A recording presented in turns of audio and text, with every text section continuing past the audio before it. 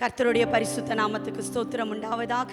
இந்த 3வது மாதத்தின் முதலாவது நாளிலேயும் இந்த வாக்குத்தத்த ஆராதனைக்கு வந்திருக்கிறதான உங்கள் ஒவ்வொருவரையும் இயேசு கிறிஸ்துவின் நாமத்தினாலே நான் வாழ்த்தி வரவேற்கிறேன். இந்த மாதத்தின் வாக்குத்தத்த வசனத்தை நம்ம வாசிக்கலாம். வாசியுங்கள். எரேமியா தீர்க்க தரிசன புத்தகம் 15ஆம் அதிகாரம் 11வது வசனம். உன்னில் மீதியாயிருப்பவர்கள் நன்மை அடைவார்கள். தீங்கின் காலத்திலும் நெருக்கத்தின் காலத்திலும் உனக்காக நான் சத்துருவுக்கு எதிர்பட்டு உனக்கு சகாயம் செய்வேன் என்று மெய்யாகவே சொல்லுகிறேன். ஹல்லேலூயா. இங்கே ஒரு அருமையான வாக்குத்தத்த வசனத்தை நம்ம வாசிக்கிறோம். தீங்கின் காலத்திலும் நெருக்கத்தின் காலத்திலும் உனக்காக நான் சத்துருவுக்கு எதிர்பட்டு உனக்கு சகாயம் செய்வேன். ஹல்லேலூயா. ஒரு நல்ல கர்த்தருடைய பிள்ளைக்கு ஒரு பிரச்சனை, ஒரு நெருக்கம், ஒரு தீங்கு வருது அப்படின்னா நமக்கு நடுவில் யார் நிற்கணும்? கர்த்தர் நிற்க வேண்டும். ஹல்லேலூயா. நம்முடைய நடுவில், நமக்கும் நம்முடைய சத்துருவுக்கும் நடுவில் கர்த்தர் நின்று நமக்காக கர்த்தர் யுத்தத்தை செய்யும் பொழுது நம்ம ஒரு பூரண ஜெயத்தை பெற்றுக்கொண்டவர்களாய் வாழும். ஹல்லேலூயா. இன்றைக்கு நிறைய பேருடைய பிரச்சனையில் கர்த்தர் என்ன பண்ணுறதில்ல, தலையிடுவதே இல்லை. அதனாலே அவர்களே பிரயாசப்பட்டு தங்களுடைய பிரச்சனையை தாங்களே மேற்கொண்டு தங்களுடைய சுய முயற்சியினாலே செய்து நிறைய வேலையில் சோர்ந்து போய் விடுகிறார்கள். நிறைய நேரத்தில் தோல்வியும் அடைந்து விடுகிறார்கள். ஹல்லேலூயா. நம்மளுக்கும் நம்முடைய சத்துருவுக்கும் நடுவிலே கர்த்தர் நிற்பார் என்றால் என்றைக்கும் நம்முடைய வாழ்க்கையிலே ஜெயம்தான். ஹல்லேலூயா. அங்க இதை அனுபவித்ததான எரேமியா தீர்க்கதரிசியை பார்த்து கர்த்தர் சொல்றாரு, உனக்கும் உன் சத்துருவுக்கு இடையில எப்பயும் நான் நிற்பேன். ஹல்லேலூயா. நீ பயப்படாதே என்று கர்த்தர் சொல்லுகிறார். ஹல்லேலூயா. இந்த வாக்குத்தத்த வசனத்தை கேட்க, இந்த வாக்குத்தத்த ஆராதனையிலே பங்கு பெற வந்திருக்கிற உங்களை பார்த்து இந்த மாதத்திலே மாத்திரமல்ல, உங்கள் வாழ்நாள் முழுவதும் கர்த்தர் சொல்ல வேண்டும், உனக்கும் உன்னுடைய சத்துருவுக்கும் நடுவிலே நான் இருக்கிறேன் என்று கர்த்தர் சொல்ல வேண்டும். ஹல்லேலூயா. அநேகருடைய வாழ்க்கையில் இந்த அனுபவம் இல்லாவிட்டாலும் வேதத்தில் ஒரு சிலரோட வாழ்க்கையில், ஒரு சிலருடைய அனுபவங்களிலே ஒரு பிரச்சனை வரும்போது அவர்களுக்கும் அவருடைய சத்துருவுக்கும் நடுவிலே நம்முடைய சர்வ வல்லமையுள்ள தேவனாகிய கர்த்தர், நம்முடைய பரலோகத்தின் தேவன், சகல அதிகாரத்தையும் படைத்தவர், ராஜாதி ராஜாவாக மகிமை பொருந்தினவராக நின்றிருக்கிறார். அவர்களுக்காக யுத்தம் செய்திருக்கிறார். ஹல்லேலூயா. அப்படிப்பட்ட ஒரு சிலருடைய அனுபவங்களை இந்த நாளிலே நம்ம தியானித்து, நம்மளும் அவர்கள் செய்தபடி அவர்களுடைய கிரியைகளை நம்மளும் செய்யும் பொழுது நம்முடைய வாழ்க்கையிலேயும் நமக்கும் நம்முடைய சத்துருவுக்கும் நடுவிலே ராஜாதி ராஜாவாய், பட்டயமத்தை ஏந்தினவராய், மகிமை பொருந்தினவராய் நம்முடைய தேவனாகிய கர்த்தர் நின்று நமக்காக யுத்தம் செய்வார். ஹல்லேலூயா. யாருடைய வாழ்க்கையிலே கர்த்தர் அவர்களுக்கும் அவருடைய சத்துருவுக்கும் நடுவிலே நின்று யுத்தம் செய்து அவர்களுக்காக ஜெயத்தை வாங்கி தந்தார் என்று சொல்லி நம்ம ஒரு 3 பேரை இன்றைக்கு தியானித்து நம்ம இந்த வசனத்துக்கு நேராக ஒப்பு கொடுத்து இந்த வசனம் நம்முடைய வாழ்க்கையின் அனுபவமாய் நம்ம மாற்றிக்கொள்ள வேண்டும். ஹல்லேலூயா. வாசிங்க. இது ஒரு மகிமை நிறைந்த வாக்குத்தத்தம். இந்த வாக்குத்தத்தத்தை இந்த மாதம் முழுவதும் நீங்கள் அறிக்கையிடுங்கள். யாத்திராகமத்தின் புஸ்தகம் 14ஆம் அதிகாரம் 19வது வசனத்தை வாசிங்க. அப்பொழுது இஸ்ரவேலரின் சேனைக்கு முன்னாக நடந்த தேவதூதனானவர் விலகி அவர்களுக்கு பின்னாக நடந்தார். அவர்களுக்கு முன் இருந்த மேகஸ்தம்பம் விலகி அவர்களுக்கு பின்னே நின்றது. ஹல்லேலூயா. எகிப்திலிருந்து இஸ்ரவேல் ஜனங்கள் கானானுக்கு வனாந்தரத்திலே பயணம் செய்கிறார்கள். இந்த பயணத்தினிலே தேவனுடைய சமூகம், பரலோகத்தின் தேவனானவர் அவர்களுடைய சேனைக்கு முன்னாக சென்று கொண்டிருக்கிறார். ஹல்லேலூயா. இப்ப அனுப்பிவிட்ட அதே பார்வோன், ஐயோ மடத்தனமா அனுப்பிட்டோமே, இவ்வளோ ஜனங்களை அடிமை வேலை வாங்கிட்டு இருந்து இவ்வளோ நாள் சுகபோகமா இருந்தோமே, இப்ப நம்ம வேலையெல்லாம் நம்ம தானே செய்யணும், எப்படி நான் அனுப்புனேன், இவங்களை விட்டுறக்கூடாது, எப்படியாவது போய் பிடிச்சிடணும்னு சொல்லிட்டு பின்தொடர்ந்து வருகிறதான பார்வோனின் சேனை இப்ப என்ன பண்ணுது? இஸ்ரவேல் ஜனங்களை தொடர்ந்து வந்து கொண்டிருக்கிறது. ஹல்லேலூயா. இப்ப இஸ்ரவேல் ஜனங்களுக்கு பெரிய பிரச்சனை.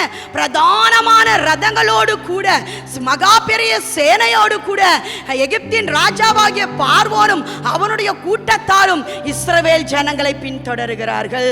இப்பொழுது தம்முடைய ஜனங்களாகிய இஸ்ரவேல் ஜனங்களுக்கு ஒரு பெரிய பிரச்சனை வந்திருக்கிறது, ஒரு பெரிய நெருக்கம் வந்திருக்கிறது, அல்லாவிட்டால் ஒரு பெரிய தீங்கு வந்திருக்கிறது.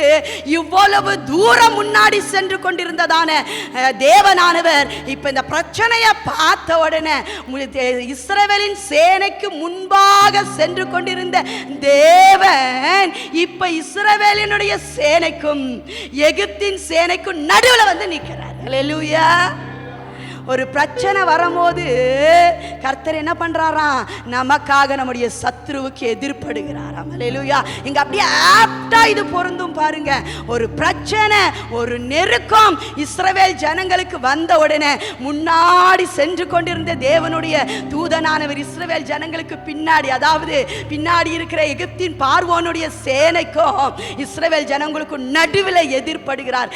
எதிரிக்கு எதிர்பட்டு யுத்தத்தை செய்கிறார். அந்த யுத்தத்திலே கர்த்தர் ஜெயம் எடுக்கிறார். பார்வோனியும் அவனுடைய சேனையும் ஆழ்கடல் வரைக்கும் நடத்தி கொண்டு வந்து ஆழ்கடலை எழாதபடிக்கு அமிழ்த்தி போட்டார். ஹல்லேலூயா, ஹல்லேலூயா.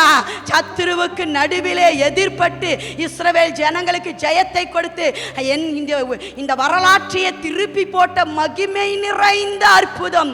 சிவந்த சமுத்திரத்தை இரண்டாக பிரித்து அதிலே தம்முடைய பிள்ளைகளுக்கு ஜெயத்தையும், அந்த பிரச்சனையிலே எதிரிகளை என்ன பண்ணிட்டாரு? எழவே கூடாதபடிக்கு அமிழ்த்தி போட்டு விட்டார். ஹல்லேலூயா. இப்படிப்பட்ட மகிமை நிறைந்த காரியத்தை இஸ்ரவேல் ஜனங்களுக்காக சத்ருவுக்கு கர்த்தர் ஏன் எதிர்பட்டார் அப்படின்னு சொல்லி பார்த்தீங்கன்னா, ஒரு முக்கியமான காரியம். அவர்கள் எகிப்திலிருந்து கானானுக்கு சரியா போயிட்டு இருந்தார். ஹல்லேலூயா. எகிப்தி என்றால் பாவ வாழ்க்கை, கானான் பயணம் என்றால் பரிசுத்த வாழ்க்கை. ஹல்லேலூயா.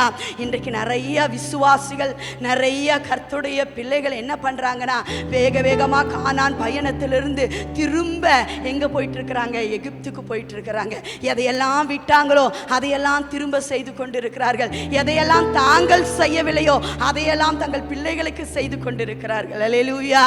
இன்றைக்கு நம்மளுடைய பாதை சரியா இருந்துச்சுன்னா, உலகத்தில் இருந்து வேக வேகமாக கானானுக்கு போயிட்டு இருந்தோம்னா, கானானுக்கு ஆயத்தப்பட்டு கொண்டிருந்தோம்னா, சரியா பாவ வாழ்க்கையிலிருந்து ஒவ்வொரு நாளும் பரிசுத்தத்தை நோக்கி முன்னேறி கொண்ட பாதையில சரியா போயிட்டு இருந்தா, ஒரு பிரச்சனை, ஒரு தீங்கு, ஒரு நெருக்கம் அப்படின்னா கர்த்தர் நம்முடைய வாழ்க்கையில நம்மளை வேடிக்கை பார்த்துட்டே இருக்கவே மாட்டார். அவர் நமக்கு ஒரு பிரச்சனைனா நம்முடைய சத்ருவுக்கு எதிர்பட்டே தீர்வார். ஹல்லேலூயா. உங்க பயணம் எப்படி இருக்குது? கரெக்டா பாவத்திலிருந்து பரிசுத்தத்தை நோக்கி போயிட்டு இருக்கிறீங்களா? இல்ல முன்னாடி இருந்த நல்ல அனுபவங்களை விட்டு இப்போ ஒண்ணுமே இல்லாத மொட்டைக்குருவியை போல வாழ்ந்து கொண்டிருக்கிறீர்களா? உங்களுடைய பாதை முன்னேற்றத்தின் பாதையா இருக்கிறதா அல்லது பின்மாற்றத்தின் பாதையா இருக்கிறதா? உங்கள் பாதை பரிசுத்த வாழ்க்கையின் முன்னேற்ற பாதையா இருக்குமானால் கண்டிப்பா உங்களுக்கு ஒரு பிரச்சனை வந்தா அவர் கை கட்டி நின்று வேடிக்கை பார்க்கவே மாட்டார். ஹல்லேலூயா. சரியான பாதையாய் இருக்க வேண்டும். உங்களுடைய விசுவாச ஓட்டம் சரியானதாய் முன்னேற்றத்திற்கு ஏதுவாய் இருக்க வேண்டும். சரியான பாதையிலே நீங்கள் ஓடிக்கொண்டிருப்பீர்களானால் உங்களுக்காக கர்த்தர் என்ன பண்ணுவாரு? உங்கள் சத்ருவுக்கு எதிர்ப்படுவார். ஹல்லேலூயா. அடுத்தது ஒரு முக்கியமான காரியம். நாளைக்கு நமக்கு திருவிருந்து இருக்கிறதுனால இதை முக்கியமாய் அழுத்தி சொல்லணும். அவங்க பஸ்காவை ஆசரித்த பிற்பாடுதான் இந்த பயணத்துக்கு வந்தாங்க. ஹல்லேலூயா. முக்கியமா இந்த வெற்றிக்கு ஒரு முக்கியமான காரணம், இந்த வனாந்தர பாதையை எதிர்கொள்வதற்கு ஒரு சரியான பஸ்காவின் அனுபவம் அவங்களுக்கு இருக்கணும்னு கர்த்தர் அறிந்தபடியினாலதான் இந்த கானான் பயணத்துக்கு முன்னாடி ஒரு நல்ல எடுக்க வேண்டிய பிரகாரமாய், ஆசரிக்க வேண்டிய பிரகாரமாய் 100% இந்த பஸ்காவை ஆசரித்த பிற்பாடுதான் இந்த கானானின் பயணத்தை அவர்கள் துவங்கினார்கள். ஹல்லேலூயா. நம்மளும் சரியாய் இதை ஆசரிக்க வேண்டியபடி ஒரு நபர் இந்த பஸ்காவை, இந்த திருவிருந்து பந்தியை ஆசரிப்பாரானால் அவனுக்கு, அந்த நபருக்கு ஒரு பிரச்சனை வரும்போது கட்டாயம் கர்த்தர் சத்ருவுக்கு எதிர்ப்படுவார். ஹல்லேலூயா. எப்படி அவங்க ஆசரித்தார்கள் நம்ம வாசிக்கலாமே. யாத்ராகமத்தின் புத்தகம் 12ஆம் அதிகாரம் 8-11 வசனங்களை தனித்தனியாக வாசி. அன்று ராத்திரியிலே அதன் மாம்சத்தை நெருப்பினால் சுட்டு புளிப்பில்லா அப்பத்தோடும் கசப்பான கீரையோடும் அதை புசிக்க கடவர்கள். அதை புசிக்க வேண்டிய விதமாவது, நீங்கள் உங்கள் அறைகளில் கச்சை கட்டிக்கொண்டும் உங்கள் கால்களில் பாதரட்சை தொடுத்து கொண்டும் உங்கள் கையில் தடி பிடித்து கொண்டும் அதை தீவிரமாய் புசிக்க கடவீர்கள். அது கர்த்தருடைய பஸ்கா. ஹல்லேலூயா. ஹல்லேலூயா. இங்கே அதை புசிக்க வேண்டிய ஒரு சில வழிமுறைகள் சொல்லப்பட்டிருக்கிறது. இதை விலாவாரியாய் நான் உங்களுக்கு சொல்லி இருந்தாலும் இன்றைக்கு சில முக்கியமான காரியங்களை மாத்திரம் சொல்லிட்டு அடுத்த பாயிண்ட்டுக்கு நேராக நம்ம போறோம். முதல்ல இதை ஒரு கசப்பான கீரையோடு புசிக்க வேண்டுமா? ஹல்லேலூயா. இன்னைக்கு நிறைய பேர் இந்த பஸ்காவை எப்படி ஆசரிக்கிறோன்னா இது ஒரு கடமை, இது என்னது ஒரு பாரம்பரியம், இது ஆசரிக்கலைன்னா தெய்வ குற்றமாயிரும், இது இந்த மாதத்துல திருவிருந்து பந்தி எடுக்கலைன்னா ஆசீர்வாதமே இருக்காது, ஆண்டவர் ஏதாவது வியாதி அனுமதிச்சுட்டாருனா, ஏதாவது பிரச்சனை வந்துருச்சுன்னா, இந்த அனுபவத்தை காட்டிலும் இங்கே சொல்லப்பட்டிருக்கிறது பாருங்க, இந்த அனுபவத்தோடு பஸ்காவை ஆசரிக்க வேண்டும். முதலாவது கசப்பான கீரை. ஹல்லேலூயா. அது எதை குறிக்கிறது அப்படின்னு சொல்லி பார்த்தீங்க அப்படின்னா, நம்முடைய தேவன் பரலோகத்தின் தேவனானவர், மகிமையின் தேவனானவர், தன்னுடைய ரத்தத்தை சிந்தி தன்னுடைய சரீரத்தை உங்களுக்கு பிட்டு கொடுக்கிற சூழ்நிலையிலே தன்னுடைய பரலோக மகிமை அத்தனையும் இழந்தவராய், தான் செல்ல பிள்ளையாய் இருந்த அந்த மகிமையை துறந்தினவராய், அவ்வளோ பெரிய தேவன் தன்னை சுருக்கி கொண்டு ஒரே 1 கிலோ மாவை நீங்க அதை விட கம்மியா கெப்பாசிட்டி பிடிக்கிற அளவுல ஒரு பாத்திரத்துல போட்டு ரொப்புனீங்கன்னா உங்களுக்கு தெரியும் அது எவ்வளோ கஷ்டம் அதை பிடிக்கிறது.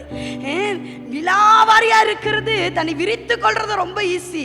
தன்னுடைய வல்லமையை, தன்னுடைய மகிமையை, தன்னுடைய எல்லா தாழ்த்தி சுருக்கி கொண்டு இந்த உலகத்துல என்ன பண்ணாரு, உங்களுக்காக எனக்காக மனித ரூபமாய் வந்தார்.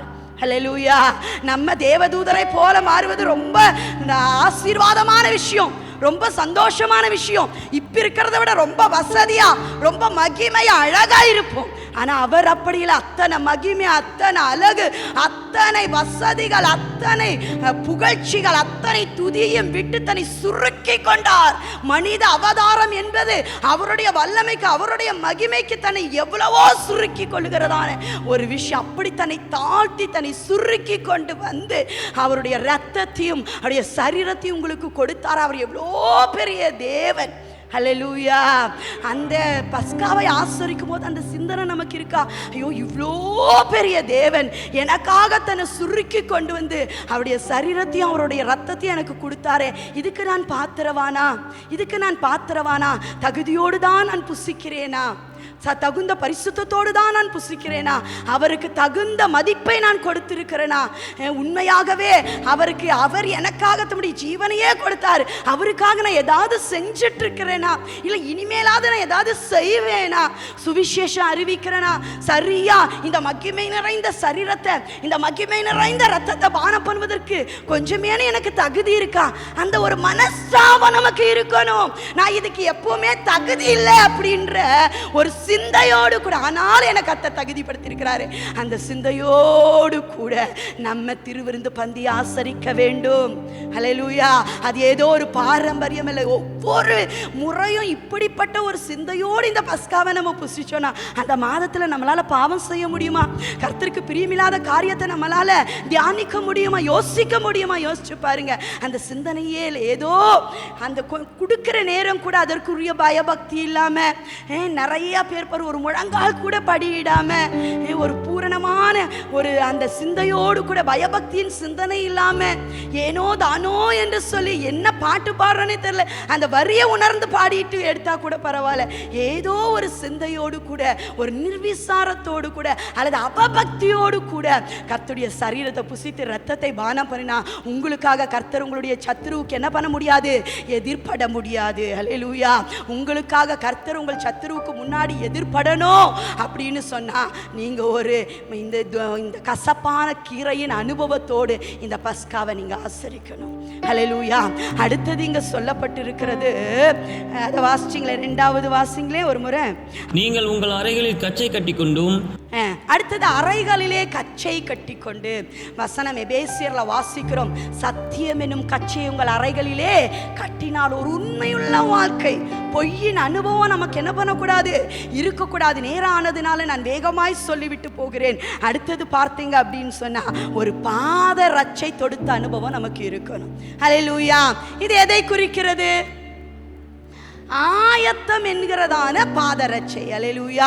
இதை இப்படி சொல்லலாம், இந்த பஸ்காவை நீங்கள் ஆசரிக்கும் பொழுது உங்களுடைய இருதயத்தில் உங்கள் சிந்தனையில் என்ன தோணும்னா, இந்த உலகம் எனக்கு நிரந்தரல்ல, நான் பரலோகத்தின் குடிமகள், அந்த பரம தேசத்துக்காக நான் அழைக்கப்பட்டவள், என்னைக்குமே இது எனக்கு டெம்பரவரி தான். இந்த உலகத்தின் ஆசீர்வாதங்களிலே நான் மூழ்கி விட மாட்டேன், அல்லது இந்த உலகத்தின் ஆசீர்வாதங்களுக்காக மட்டுமே நான் பிரயாசப்பட்டு கொண்டிருக்க மாட்டேன். என்னுடைய பிரயாசம் இந்த உலகத்தின் ராஜ்யத்தை காட்டிலும், இந்த உலகத்தின் நல்வாழ்வை காட்டிலும் பரம தேசத்திலே நான் ஒரு நல்வாழ்க்கையை அமைத்துக் கொள்வதற்காக அதிகமான பிரயாசப்படுவேன். இந்த உலகம் எனக்கு சதமல்ல. இந்த உலகத்திற்காக, இந்த உலகத்தின் இச்சைகளுக்காக, இந்த உலகத்தின் நல்வாழ்வுக்காக வாழ நான் அழைக்கப்பட்டவில்லை. என்னுடைய குடியிருப்பு பரலோகத்தில் இருக்கிறது, அதுதான் என்னுடைய பரமதேசம் என்கிற பாதரட்சியின் அனுபவத்தோடு நீங்கள் இந்த பஸ்காவை ஆசரிக்க வேண்டும். ஹல்லேலூயா. எத்தனை பேருக்கு அந்த சிந்தை இருக்குது? நிறைய பேர் திருவிருந்து எடுக்கிறதே இந்த உலகத்தில் நல்லா வாழ்றதுக்கு தான். எப்படி இருக்கு பாருங்க. அதோட நோக்கமே என்ன ஆயிருது? உங்களுக்கு நித்திய ஜீவனை அளிப்பேன் என்பதை அவர் நமக்கு கொடுத்த வாக்கு தத்தத்திலே பெரிய வாக்கு தத்தம். ஹல்லேலூயா. நான் நித்திய ஜீவனுக்குரியவள். என்னுடைய வாழ்க்கை இந்த உலக வாழ்வுக்காக அல்ல, என்னோட வாழ்க்கையே பரலோகம்தான் அப்படின்ற சிந்தையோடு நீங்கள் இந்த பஸ்காவை ஆசரிக்க வேண்டும். ஹல்லேலூயா. இதுதான் பாதரட்சியின் அனுபவம். நிறையா சொல்லலாம், நேரம் இல்லாததுனால வேகமாக நான் போகிறேன். அடுத்தது பார்த்தீங்கன்னா, நீங்கள் பாதரட்சை போடுறது எதுக்காக? நீங்கள் செப்பல் எதுக்காக போடுறீங்க? வெளியே போகும்போது உலகத்தோட மண்ணு, உலகத்தோட டஸ்ட்டு, கல், முள் எதுவுமே உங்களுக்கு என்ன பண்ணக்கூடாது? குத்தக்கூடாது. இந்த தரைக்கும் உங்கள் காலுக்கும் இடையில என்ன இருக்கும்? ஒரு பிரிவினை இருக்குது. அதுதான் என்னது? பாதரட்சை. ஹல்லேலூயா. எதுக்காக பாதரட்சை போடுறோம்? இந்த மண்ணுக்கும் எனக்கும் என்ன இருக்குது? ஒரு இடைவெளி இருக்குது. இந்த மண்ணுக்காக நான் வாழ்பவள் அல்ல, இந்த உலகத்துக்கும் எனக்கும் ஒரு வித்தியாசம் இருக்கணும். ஒரு சில பிரதிஷ்டை இந்த என்னோட வாழ்க்கை இந்த உலகத்துக்கும் எனக்கும் ஒரு வித்தியாசம் இருக்குன்றத காமிக்கணும். ஒரு வேறு பிரிக்கப்பட்ட வாழ்க்கை எனக்கு இருக்கணும், ஒரு பிரதிஷ்டையின் வாழ்க்கை எனக்கு இருக்கணும். அப்படின்றது தான் பாதரட்சியின் அனுபவம். உண்மையாகவே உங்கள் நடை, உடை, பாவனைகள், உங்கள் குணங்கள், உங்களுடைய இந்த பரிசுத்த வாழ்க்கை உலகத்தாருக்கும் உங்களுக்கு ஒரு வித்தியாசத்தை காமிக்குதா? ஒரு அந்த அனுபவம் இல்லைன்னா பாதரட்சை உங்ககிட்ட என்னது? இல்லைன்னு அர்த்தம். ஹல்லேலூயா. ஒரு வேறு பிரிக்கப்பட்ட வாழ்க்கை நம்ம வாழணும். இன்னைக்கு வேறு பிரிக்கப்பட்ட வாழ்க்கை என்றாலோ, இப்படி இருங்க இப்படின்னு இருங்கன்னு சொன்னாலும் நிறைய பேருக்கு கோபம் வருகிறது. ஆனால் இந்த வேதம் நமக்கு கற்றுக் கொடுக்கிற முக்கியமான உபதேசம், இந்த மாறுபட்ட சந்ததியாகிய இந்த உலகத்தாரோட வாழ்க்கையிலிருந்து நீங்கள் பிரித்தெடுக்கப்பட்ட ஒரு வாழ்க்கை வாழ வேண்டும் என்று கற்பிக்கிறது. ஹல்லேலூயா. இந்த உலகத்துக்கு நமக்கு ஒரு வித்தியாசம் இருக்கணும். இதுதான் பாதரட்சியின் அனுபவம். இருக்கா? பேச்சில் இருக்கா? நடைமுறை பாவனைகளில் இருக்கா? உங்கள் வாழ்க்கை ஒரு பிரித்து காட்டப்படுகிற வாழ்க்கை. இவங்க ஏதோ ஒரு நோக்கத்திற்காக வாழ்கிறார்கள், இவங்களுக்கு ஒரு விசேஷத்தை அழைப்பு இருக்கு, இவங்க எதுக்கோ ரொம்ப வேகமா ஆயத்தப்படுறாங்க. உங்க பக்கத்து வீட்டில் இருக்கிறவங்க, உங்க வேலை ஸ்தலத்தில் இருக்கிறவங்க, சபையில் இருக்கிறவங்க, என்னை விட இவங்க ரொம்ப வேகமா பரலோகத்துக்கு ஆயத்தமாயிட்டு இருக்கிறாங்களே, பரிசுத்தமாயிட்டு இருக்காங்களேன்னு உங்களை பார்த்து சாட்சி சொல்ல முடியுமா? அடுத்தது பார்த்தீங்க அப்படின்னா, கைகளிலே தடியை பிடித்து கொண்டிருந்தார்கள். ஹல்லேலூயா. அதுக்கு இந்த நான் சொல்லுவேன், தடி, கோல் அப்படின்னா வசன வாக்கு தத்தங்கள். இந்த வேத புத்தகம் தான் எனக்கு வாழ்க்கை. இதை தவிர எனக்கு வேற வாழ்க்கையில் இதில் என்ன சொல்லப்பட்டிருக்கிறோ அதன்படி நான் வாழ்வேன். இந்த வேத வசனம் தான் எனக்கு குரு, இந்த வேத வசனம் தான் எனக்கு சத்தியம். இதன்படி இதுக்குள்ளதான் என் வாழ்க்கை. இந்த ஆதி ஆகமத்திலிருந்து வெளிப்படுத்தின விசேஷம் வரைக்கும் சொல்லப்பட்டிருக்க சத்தியத்தின்படி தான் என் வாழ்க்கை இருக்கு. இந்த தடி தான் என்னுடைய அடையாளமே. என் கையில் இருக்கிறது என்னதான்? இந்த வேத புத்தகத்தின்படி நான் வாழுவேன். இதில் சொல்லப்பட்ட வசனத்தின்படி நான் வாழுவேன். இந்த சிந்தையோடு நீங்கள் பஸ்காவை புசித்தீர்கள் என்றால், உங்களுக்கு ஒரு பிரச்சனை, உங்களுக்கு ஒரு நெருக்கம் அப்படின்னா, நீங்க அந்த நெருக்கத்தை கூட அவர்கிட்ட சொல்றதுக்கு முன்னாடியே உங்களுக்கு முன்னாடி உங்களுடைய சத்துருவுக்கு நடுவில் அவர் வந்து ஆஜராயிருவார். ஹல்லேலூயா. உள்ளபடி பஸ்காவை ஆசரித்த இஸ்ரவேல் ஜனங்களுக்கும் அவர்களுடைய எதிரிக்கும் நடுவிலே கர்த்தர் வந்து நின்று அவர்களுக்காக யுத்தம் பண்ணினார். ஹல்லேலூயா. நீங்க எப்படி பஸ்காவை ஆசரிக்க போறீங்க? இனிமே நாளைக்கு நீங்கள் எப்படி பஸ்காவை ஆசரிக்க போறீங்க? இந்த காரியத்தை எல்லாம் உள்ளடக்கி நீங்கள் ஒவ்வொரு மாதமும் இந்த பஸ்காவை ஆசரித்தால் எப்படி கர்த்தர் உங்களுடைய சத்துருவுக்கு உங்களுக்கு விரோதமாக எழும்பி வருகிற சத்துருவை வேடிக்கை பார்த்துட்டு இருப்பாரு? அவரால் இருக்கவே முடியாது. அடுத்தது வாசிங்களேன், 2 நாளாகமம் 20ஆம் அதிகாரம் 22வது வசனம். அவர்கள் பாடி துதி செய்ய தொடங்கின போது யூதாவுக்கு விரோதமாய் வந்து பதிவிருந்த அம்மோன் புத்திரரையும் மோவாபியரையும் சேயீர் மலை தேசத்தாரையும் ஒருவருக்கு விரோதமாய் ஒருவரை கர்த்தர் எழும்ப பண்ணினதினால் அவர்கள் வெட்டுண்டு விழுந்தார்கள். அல்லேலூயா. இங்கே ஒரு சம்பவத்தை நம்ம பார்க்கிறோம். யோசபாத்தும் அவனுடைய ஜனங்களுக்கும் விரோதமாக அவனுடைய சத்துருக்கள் வருகிறார்கள். 3 கூட்டத்தார் வருகிறார்கள். யாரா? மோவாப், அம்மோன், சேயீர் மலை தேசத்தார். இந்த 3 பேரும் வராங்க. இன்னும் யோசபாத் யுத்தத்துக்கே போகல. யோசபாத்துக்கும் அவனுடைய ஜனங்களுக்கும் இந்த 3 கூட்டத்தாருக்கும் நடுவிலே கர்த்தர் எதிர்பட்டு அவர்கள் அத்தனை பேரையும் ஒருவருக்கு விரோதமாக ஒருவரை எழுப்பிவிட்டு மடிய செய்கிறார். அல்லேலூயா. யோசபாத்தின் ஜனங்களுக்கு நடுவிலே அவனுடைய சத்துருக்களுக்கும் யோசபாத்துக்கும் நடுவிலே யார் வந்து நிற்கிறார்? இப்ப கர்த்தர் வந்து நிற்கிறார். அல்லேலூயா. தீங்கின் காலத்திலும் நெருக்கத்தின் நேரத்திலும் உனக்காக நான் சத்துருவுக்கு எதிர்ப்படுவேன் என்று வாக்குத்தத்தம் பண்ணின கர்த்தர் இந்த சூழ்நிலையில் இந்த சம்பவத்திலே சத்துருவுக்கு எதிர்ப்படுகிறார். அல்லேலூயா. இதுக்கு முக்கியமான காரணம் என்னன்னு சொல்லி பார்த்தீங்கன்னா 18வது வசனத்தை வாசிங்க. அப்பொழுது யோசபாத் தலை மட்டும் முகம் குனிந்தான். சகல யூதா கோத்திரத்தாரும் எருசலேமின் குடிகளும் கர்த்தரை பணிந்து கொள்ள கர்த்தருக்கு முன்பாக தாழ விழுந்தார்கள். அல்லேலூயா. முதல்ல இங்க நிறைய காரியம் யோசபாத் செய்யறாரு. ஒவ்வொன்றுமே மிகுந்த ஆவிக்குரிய அர்த்தம் உள்ளது. முதல்ல தான் தாழ விழுறாரு. இஸ்ரவேல் ஜனங்கள் எல்லாம் என்ன பண்றாங்க?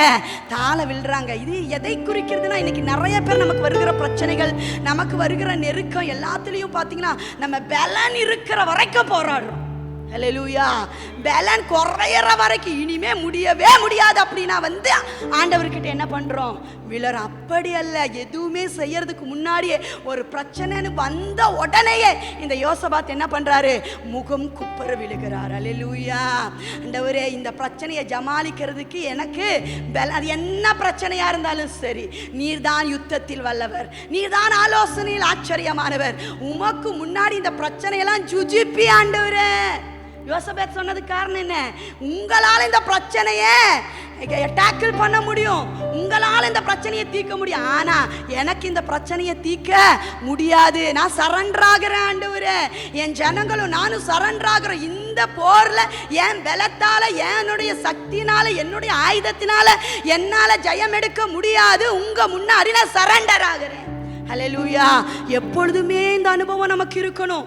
ஒரு நாள் கூட நம்முடைய சுய பலத்தின் மீதோ, சுய சக்தியின் மீதோ, நம்முடைய தாளந்துகளின் மீதோ நம்பிக்கை வைக்கிறவர்களாய் நீங்களும் நானும் இருந்தோன்னா கை கட்டி ஆண்டவர் வேடிக்கை பார்ப்பாரு. எப்ப நீ வேஸ்ட், எப்ப உன் பலன் ஒன்றும் இல்லைன்னு உணர்றையா, அது வரைக்கும் நான் வேடிக்கை பார்க்கிறேன்.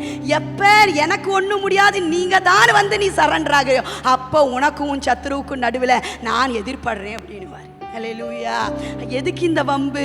நம்மளுடைய எனர்ஜி எல்லாம் போற வரைக்கும் நீங்க ஏன் காத்துட்டு இருக்கணும்? முதலாவது ஒவ்வொரு நாளும் ஆண்டவரே, எனக்கு வர ஒரு பிரச்சனையை கூட ஜமாளிக்கிறதுக்கு என்னில பலன் இல்லப்பா, நீங்க தான் எனக்கு எல்லாம். என் பலனே நீங்க தான், என் சக்தி நீங்க தான், என் திறமை நீங்க தான், என் தாளந்து நீங்க தான். ஒவ்வொரு நாளும் நம்ம ஆண்டவருக்கு முன்னாடி என்ன ஆகணும்? சரண்டர் ஆகும் போது நமக்கு ஒரு பிரச்சனை அப்படின்னு சொல்லும் போது கர்த்தர் வந்து நிற்பார். அல்லேலூயா. இந்த அனுபவம் சுயத்தை சாகடிக்கிற அனுபவம். இன்னைக்கு நிறைய பேருக்கு இந்த சுயத்தை சாகடிக்கிற அனுபவம் இல்லை. தன்னுடைய விருப்பங்கள், தன்னுடைய எண்ணங்கள், தன்னுடைய யோசனைகள், மகா புத்திமானாட்ட ஒயிட் பேப்பர்ல ஃபுல்லா எழுதிட்டு ஆண்டவரே சைன் பண்ணுங்க, ஆண்டவரே சைன் பண்ணுங்க, ஆண்டவரே கெஞ்சி கூத்தாடிட்டு இருக்கிறோம். ஆனா இயேசு கிறிஸ்துவின் அனுபவம் என்ன தெரியுமா? பிதா என்னுடைய சித்தம் அப்படின்னு எழுதி ஒரு வெத்து பேப்பரை அவரோட கையில கொடுத்துட்டாரு. அவர் என்ன பண்ணார்? கண்ணை மூடிட்டு அதுல சைன் பண்ணிட்டார். எதெல்லாம் உங்க சித்தமோ, எதெல்லாம் உங்க விருப்பமோ, எப்படியெல்லாம் என்ன தாழ்த்தணுமோ, எப்படியெல்லாம் என்ன நான் ஒன்றும் இல்லாம பண்ணணுமோ, எதையெல்லாம் செய்யணுமோ, எப்படியெல்லாம் அவமானம் அனுபவிக்க அத்தனையும் நான் செய்ய ரெடின்னு வெத்தி பேப்பர்ல கையெழுத்து போட்டவர் நம்மளுடைய ஆண்டவராகிய இயேசு கிறிஸ்து. ஆனா நம்மெல்லாம் என்ன பண்றோம் தெரியுமா? A4 ஷீட் கூட பத்தாது நமக்கு. எத்தனை A4 ஷீட்ல எழுதி அத்தனை A4 ஷீட்லயும் ஆண்டவர்கிட்ட என்ன வாங்கணும்? கையெழுத்து. எல்லாம் என் விருப்பம், என் விருப்பம், என்ன என் மனக்கோட்டை எல்லாம் நிறைவேறணும். கையெழுத்து மட்டும் நீங்க போடணும். அதுல ஒண்ணு கூட நீங்க தப்பி தவறி மேலால எழுதிடக்கூடாது. கையெழுத்துன்ற இடத்துல மட்டும்தான் நீங்க எழுதணும். நம்ம எப்படி ஆண்டவருக்கு ஆர்டர் போடுறோம் பாருங்க. யோசபாத்தோட அனுபவம் என்ன? தாழ விழுந்தான். எனக்கு ஒண்ணுமே முடியாதப்பா, என் வாழ்க்கையை நீங்க நடத்துங்க ஆண்டவரே. நம்ம நடத்தணும்னா நமக்கு நிகழ்காலம் மட்டும்தான் தெரியும். கடந்த காலம் கூட நிறைய மறந்துடுவோம். இது அவ்வளோ பெரிய மூளை. அவ்வளோ பெரிய, நான் கடந்த காலத்தில் ஒரு 5 வயசில் நடந்தது உங்ககிட்ட கேட்டா சொல்லுவீங்களா? கடந்த காலமே உருப்படியாக ஞாபகம் இல்லை. நிகழ்காலமே நிறையா பேருக்கு நேற்று என்னைக்கு என்ன நடந்ததுன்னு கூட தெரியாது. இன்னைக்கு ஒரு மணி நேரத்துக்கு முன்னாடி என்ன நடந்துச்சுன்னு கூட உருப்படியாக தெரியாது. ஓ, அது நேற்றா நடந்துச்சு அப்படின்னு யோசிக்கிறவங்க. ஆண்டவர் நிகழ்காலத்தை அறிந்தவர், கடந்த காலத்தை அறிந்தவர், வரும் காலத்தையும் அறிகிறவர். அவர் கையில் நம்ம வாழ்க்கையை ஒப்பு கொடுத்துட்டோன்னா, நான் ஒன்றுமே இல்லைன்னு சரணாகதி அடைஞ்சிட்டேன். அவர் ப்ராப்பராக ஒரு தடங்கள் இல்லாமல் நடத்தி செல்வார். ஹல்லேலூயா. நிறைய நேரத்தில் அவர்கிட்ட ஒப்பு கொடுக்கறதுக்கு மனசு இருந்தும் அதை ஒப்பு கொடுக்கறதுக்கு என்ன இல்லை, திராணி இல்லை. நிறையா பேருக்கு அபிஷேகம் இல்லை. ஒப்பு கொடுக்கலாம் நினச்சே சுயமாக போராடிட்டு இருக்கிறான். நாளைக்கு ஒப்பு கொடுக்கலாம், ஒரு மாதம் கழிச்சு ஒப்பு கொடுக்கலாம் அப்படின்னு கடைசி வரைக்கும் ஆண்டோட வருகை வரைக்கும் ஒப்பு கொடுக்கலன்னு வருகைக்கே போக முடியாது. ஹல்லேலூயா. நான் ஒன்றுமில்லை என்கிற அந்த சுயத்தை சாகடிக்கிற முதல் காரியத்தை யோசபாத் செய்தார். ஹல்லேலூயா. அடுத்தது பாருங்களேன், ரொம்ப அழகான காரியங்களை அவங்க செய்யறத நம்ம பார்க்கிறோம். நமக்கு ஒரு பிரச்சனை அப்படின்னும் போது இதை செஞ்சோம் அப்படின்னா கண்டிப்பாக அதோட முடிவு வெற்றின்னு நமக்கு தெரியும். வாசிங்களேன், 22 வாசிங்க. அவர்கள் பாடி துதி செய்ய தொடங்கின போது யூதாவுக்கு விரோதமாய் வந்து பதிவிருந்த அம்மோன் புத்திரரையும் மோவாபியரையும் சேயீர் மலை தேசத்தாரையும் ஒருவருக்கு விரோதமாய் ஒருவரை கர்த்தர் எழும்ப பண்ணினதினால் அவர்கள் வெட்டுண்டு விழுந்தார்கள்.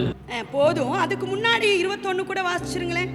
பின்பு அவன் ஜனத்தோடே ஆலோசனை பண்ணி பரிசுத்தமுள்ள மகத்துவத்தை துதிக்கவும் ஆயுதம் அணிந்தவர்களுக்கு முன்னாக நடந்து போய் கர்த்தரை துதியுங்கள், அவர் கிருபை என்றும் உள்ளதென்று கர்த்தரை பாடவும் பாடகரை நிறுத்தினான். ஹல்லேலூயா. இங்கே நான் அடிக்கடி சொல்லுகிற விஷயம், பவுல் சொன்ன மாதிரி எழுதுனதையே எழுதுறது உங்களுக்கு பிரயோஜனமா இருக்கும். அதனால சொல்றது எனக்கு சலிப்பா இல்லை, இது உங்களுக்கு பிரயோஜனம் வர்ற வரைக்கும் சொல்லிட்டே இருப்பேன். ஹல்லேலூயா. பாடி துதி செய்ய தொடங்கின பொழுது எதிரிக்கு முன்னாடி ஆண்டவர் போய் நின்னார். ஹல்லேலூயா. இன்னைக்கு என்னதான் சொன்னாலும் நிறைய பரிசுத்தவான்கள் சொல்லுகிறார்கள், இந்த கடைசி காலை எழுப்புதல் துதியோடு சம்பந்தப்பட்டது. துதிக்கிறவர்கள் மூலமாக தான் கர்த்தர் ஒரு பெரிய வெற்றியை கொண்டு வர போகிறார் அப்படின்னு சொன்னா கூட நம்ம இன்னும் துதிக்கும் பாட்டுக்கும் கொடுக்க வேண்டிய முக்கியத்துவத்தை இதுவரைக்கும் நம்ம கொடுக்கறது இல்லை. ஹல்லேலூயா. நிறைய பேர் பாடுறது, துதிக்கிறது, ஆடுறது, கை தட்டுறது, கை தூக்குறது, கையசைக்கிறது எல்லாமே சர்ச்சில் மட்டுமே. ஹல்லேலூயா. தனிப்பட்ட வாழ்க்கையில நீங்கள் எப்படி கரங்களை அசைத்து கரங்களை தட்டி முழு இருதயத்தோடு முழு ஆத்துமாவோடு, அன்னைக்கு சிறைச்சாலையில் என்ன பண்ணாரா, பவுலும் சீலாவும் சத்தமா பாட்டு பாடினாங்க. அப்ப சிறைச்சாலையிலேயே சத்தம் போட்டு செபித்தாங்க. ஆனால் இன்னைக்கு நம்ம ஆலயத்துல என்ன பண்ண மாட்டோம், சத்தம் போட்டு ஜெபம் பண்ண மாட்டோம், சத்தமாக பாடி துதிக்க மாட்டோம், வீட்டிலேயே கைத்தட்டி என்ன பண்ண மாட்டோம், பாட மாட்டோம். இன்னைக்கு கர்த்தருடைய பிள்ளைகள் ஜெபத்துக்கு கொடுக்குற ஒரு முக்கியத்துவத்தை கண்டிப்பாக ஜெபத்துக்கு முக்கியத்துவம் கொடுக்கணும். அதில் சந்தேகமே இல்லை. பாடல்களுக்கும் துதிக்கும் ஆராதனைக்கும் கொடுக்கறது இல்லையே. ஆராதனைன்ற ஒரு கான்செப்ட் சர்ச்சில் மட்டுமே நம்ம வச்சிருக்கிறோம். ஹல்லேலூயா.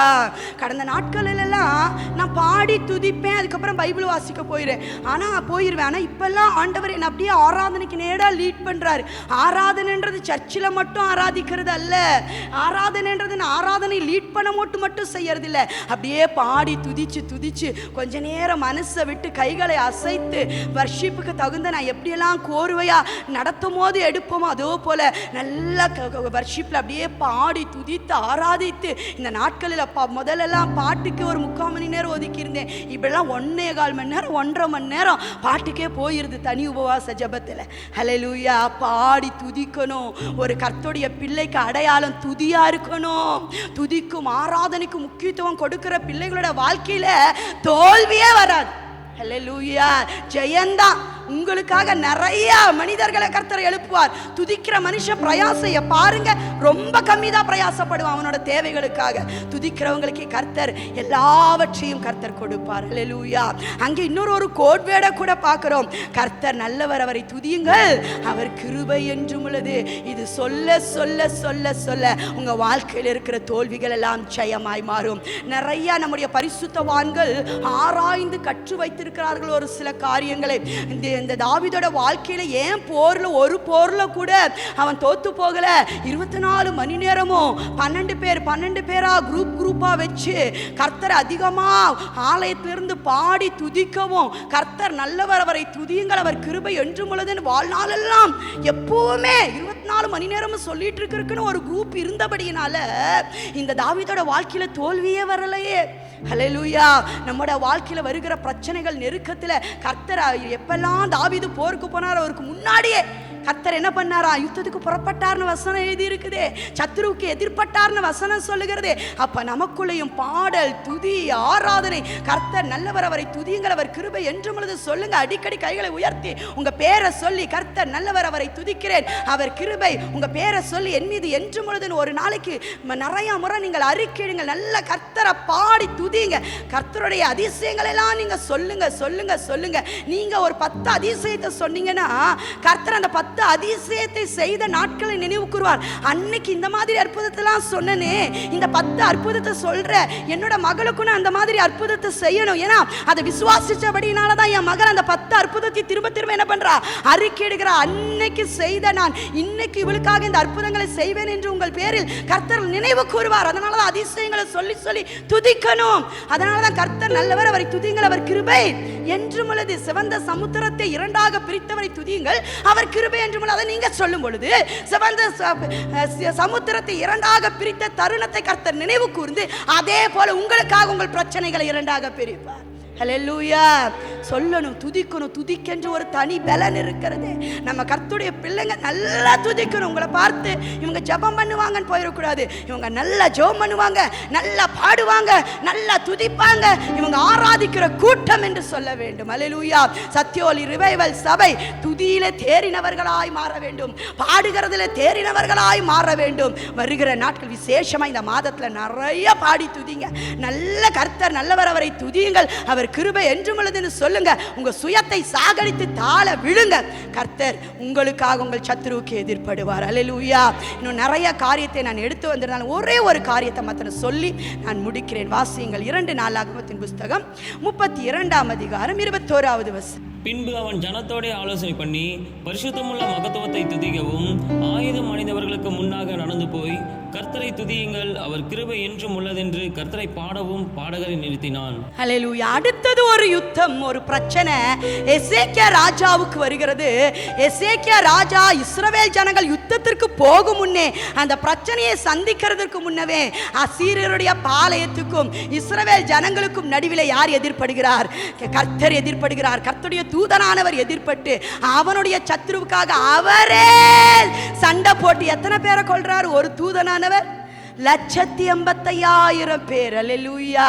ஒரு பிரச்சனை இப்படி மட்டும் ஆண்டவர் நமக்காக எதிர்பட்டார்னா எவ்வளோ நல்லா இருக்கும், எவ்வளோ நல்லா இருக்கும். கர்த்தராகிய எசேக்கியாவுக்கு செய்த தேவன் உங்களுக்கு எனக்கும் செய்ய மாட்டாரா? கட்டாயம் செய்வார். இந்த எசேக்கியா செய்த காரியத்தை நீங்க வாசிங்களே, 29:3 வாசிங்க. அவன் தன் ராஜ்யபாரத்தின் 1ஆம் வருஷம் 1ஆம் மாதத்தில் கர்த்தருடைய ஆலயத்தின் கதவுகளை திறந்து அவைகளை பழுது பார்த்து. ஹல்லேலூயா. போதும். இந்த எசேக்கியா ராஜாவோட ஒரு நல்ல அனுபவம் பார்த்தீங்கன்னா, தான் ராஜ்யபாரம் பண்ணின முதல் வருஷம் 1 மாதம் இதை படிக்கும் போதே என்னோட இருதயம் பரவசமாயிரும். ஹல்லேலூயா. நிறைய ராஜாக்களை பார்த்தீங்கன்னா, சாலமோன் கூட ஆலயத்தை எப்ப கட்டினார்னா தன்னுடைய ராஜ்யத்தை திடப்படுத்தி கொண்ட பின்பு. ஹல்லேலூயா. கர்த்தருக்காக அவன் எப்ப காரியத்தை செஞ்சானா தன்னுடைய ராஜ்யம் திடப்பட்டுன பிறகு. ஆனா இந்த எசேக்கியாவோட அனுபவம் பாருங்க, தான் ராஜ்யபாரம் பண்ண முதல் வருஷம் 1 மாதமே கர்த்தருக்காக காரியத்தை செய்யறான். அல்லேலூயா. ஆலயத்தின் கதவுகளை திறக்கிறான். எதெல்லாம் கர்த்தருக்கு பிரியமில்லையோ அதையெல்லாம் என்ன பண்றான்? அழித்து போடுகிறான். அங்க ஒரு முக்கியமான விஷயம் கூட இருக்குது. அங்க பார்த்தீங்கன்னா மோசேயோட நாட்கள்ல உண்டாக்கி வச்ச அந்த வெண்கல சர்ப்பத்தை அதை கூட வாசிச்சிருங்களேன். 2 ராஜாக்கள் 18:4 வாசிங்க. அவன் மேடைகளை அகற்றி சிலைகளை தகர்த்து விக்கிரக தோப்புகளை வெட்டி மோசே பண்ணியிருந்த வெண்கல சர்ப்பத்தை உடைத்து போட்டான். அந்நாட்கள் மட்டும் இஸ்ரவேல் புத்திரர் அதற்கு தூபம் காட்டி வந்தார்கள். அதற்கு நிகிஸ்தான் என்று பெயரிட்டான். ஹல்லேலூயா. இங்கே எசேக்கியா செய்கிற காரியத்தை நான் வரிசையா சொல்றேன், கவனிங்க. முதல் மாதம், முதல் வருஷம், முதல் மாதமே கர்த்தருக்கு என்று காரியங்களை செய்தான். கர்த்தருடைய ஆலயத்தை என்ன பண்ணா? பழுது பார்த்தான். அதையெல்லாம் சீர்திருத்தம் பண்ணினான். அப்போ இந்த மாதத்துல முதல் நேரத்தை கர்த்தருக்கு கொடுக்கணும். முதல் இடத்தை நம்ம என்ன பண்ணணும்? கர்த்தருக்கு கொடுக்கணும். இன்னைக்கு நிறைய பேர் என்ன பண்றோம்? லேட்டா எழுந்திரிச்சோமா, காலையில வேலையெல்லாம் செஞ்சுட்டு அதுக்கப்புறம் ஜெபம் பண்ணிக்கலாம், அதுக்கப்புறம் பைபிள் வாசிக்கலாம். நாள் முழுக்க ஜெபம் பண்ணவே முடியாது. நாள் முழுக்க பைபிளை என்ன பண்ண முடியாது? வாசிக்க முடியாது. தலை போற விஷயமா இருந்தாலும் நான் என்ன பண்ணணும்? காலையில் எந்திரிச்சு ஜபம் பண்ணாமல், ஒரு பரிசுத்தவான்கள் சொல்கிறாங்க, என்னோட குதிங்கால் நேராக அந்த தரையில் படுறதுக்கு முன்னாடி கண்டிப்பாக என்னுடைய முழங்கால் இந்த தரையில் என்ன பண்ணிடணும்? பட்டணும். அந்த தீர்மானத்தோடு இந்த மாதம் முழுவதும் முதல் நேரத்தை, முதல் இடத்தை யாருக்கு கொடுக்கணும்? கர்த்தருக்கு கொடுக்கணும். அதை பாருங்களேன், தாவீது கூட விட்டுட்டார். எப்படி விட்டார் மனுஷன்னு தெரியல. எல்லாத்தையும் பார்த்து பார்த்து சரி பண்ணினாரு. ஆனால் இந்த வெண்கல சர்ப்பத்துக்கு அது வரைக்கும் ஜனங்க என்ன பண்ணாங்களா? தாவீதோட காலமும் முடிஞ்சிருச்சு இல்லை, அந்த வெண்கல சர்ப்பத்துக்கு அவங்க தூபம் காட்டிட்டு வந்தாங்களாம். இப்போ இந்த எசேக்கியா ராஜா ராஜ்யபாரம் பண்ணணும், அது ஒரு டிஸ்டர்பா இருக்கு. ஒரு பூரண அபிஷேகம் பாருங்க. இது கூட கர்த்தருடைய அன்பு, கர்த்தரை பூரணமா நேசிக்கிறதுக்கு இது என்னவா இருக்குது?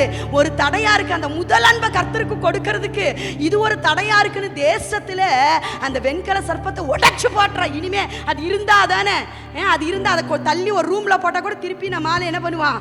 எடுத்துட்டு வந்து திருப்பி தூபம் காட்டுவான்னு தெரிஞ்சிருச்சு, உடைத்து போட்டான்.